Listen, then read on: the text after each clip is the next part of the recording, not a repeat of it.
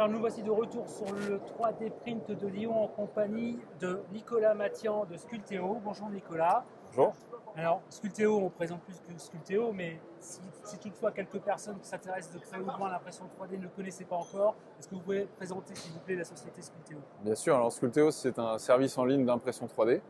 Donc on reçoit de la part de nos utilisateurs des fichiers 3D que l'on va fabriquer dans nos usines et que nous allons livrer un peu partout dans le monde. Alors sous quelle technologie est-ce qu'on peut vous appeler imprimeur 3D? On peut avec plaisir. On est fabricant, donc on fabrique des pièces à la demande.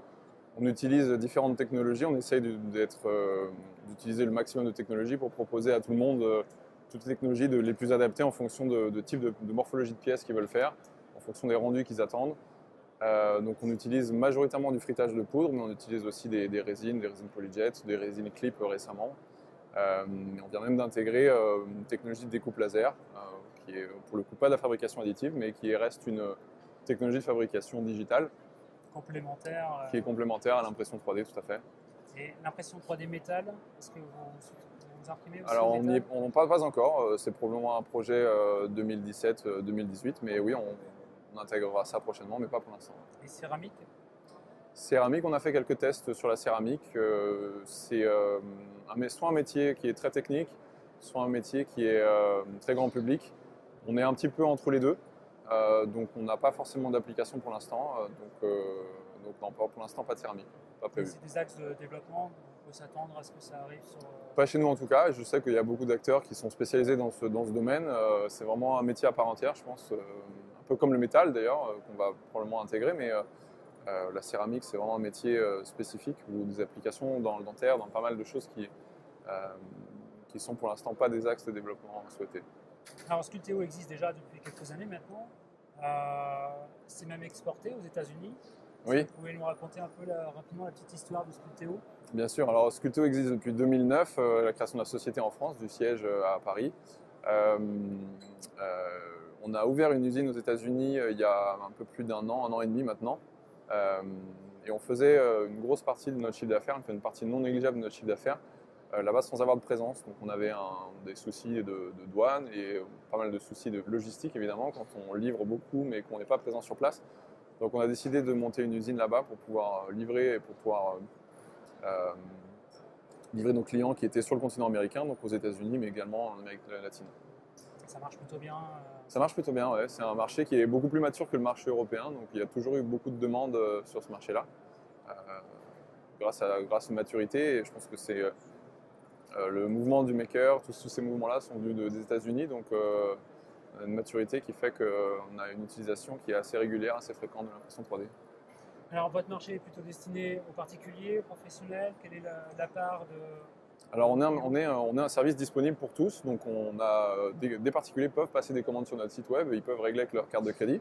On a dans les faits beaucoup plus de professionnels puisque l'impression 3D est plutôt une activité, en tout cas un service utilisé par les professionnels, donc on a à peu près, on va dire, entre 80 et 90% de nos clients qui sont des professionnels. Ça correspond, je pense, aussi à la maturité de cette industrie. Aujourd'hui, elle n'est pas vraiment accessible aux particuliers. Il faut savoir faire un fichier 3D, il faut savoir le rendre imprimable, voilà, pas mal de choses qui sont encore relativement inaccessibles. Alors quelles sont les actualités de Sculpteo? Est-ce qu'il y a des développements auxquels vous pouvez déjà parler? Alors les actualités sont les derniers matériaux qu'on a intégrés, donc la technologie clip qu'on opère depuis quelques mois, qui donne accès à des résines nouvelles, innovantes et assez intéressantes. On intègre un service de découpe laser récemment. Les axes de développement, c'est probablement d'intégrer de nouvelles technologies, d'intégrer des finitions spécifiques. On essaye d'être à l'écoute de nos clients et d'orienter nos recherches vers ce qui est faisable et ce qui est attendu par le public. Alors vous avez 2 sites de production en France, si je ne me trompe pas? C'est un ou deux? On n'en a plus qu'un. On avait un site dans les Pyrénées qu'on a fermé. On a rassemblé toutes nos machines en région parisienne. Donc notre site de fabrication français est en région parisienne, à Villejuif. Notre site de fabrication américain est dans la banlieue de San Francisco. D'accord. Et en moyenne, les délais de livraison entre le moment où je vais uploader mon fichier 3D sur le site Sculpteo et le moment où je vais recevoir par la poste, je suppose, mon produit, peut se passer combien de temps? Est-ce qu'il y a un engagement de la part de Sculpteo sur le délai de livraison? Ça fait c'est une question intéressante parce que le délai, c'est souvent un point critique dans ce genre de fabrication. Donc on a aujourd'hui de différentes options. On va du fast mode, donc le mode express, où on garantit une expédition à J+2, donc à 48 heures. Donc on garantit, c'est-à-dire que si on est en retard, on vous livre la pièce et on vous la rembourse. Pour des délais standards, on va être entre 3 et 5 jours, un petit peu plus s'il y a des finitions spécifiques. Et on a un mode éco où, pour le coup, on garantit un délai qui va être un peu supérieur, mais avec une réduction du prix importante.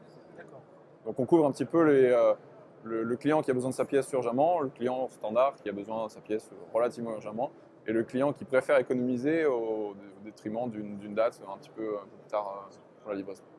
Alors Nicolas, en tant que professionnel de l'impression 3D au plus proche justement du consommateur, comment vous sentez le marché, comment vous le sentez évoluer dans les prochaines années? Ben, on sent que le marché devient de plus en plus mature, hein. On l'a vu aujourd'hui sur le salon. On a des questions qui sont de plus en plus pertinentes, de plus en plus précises.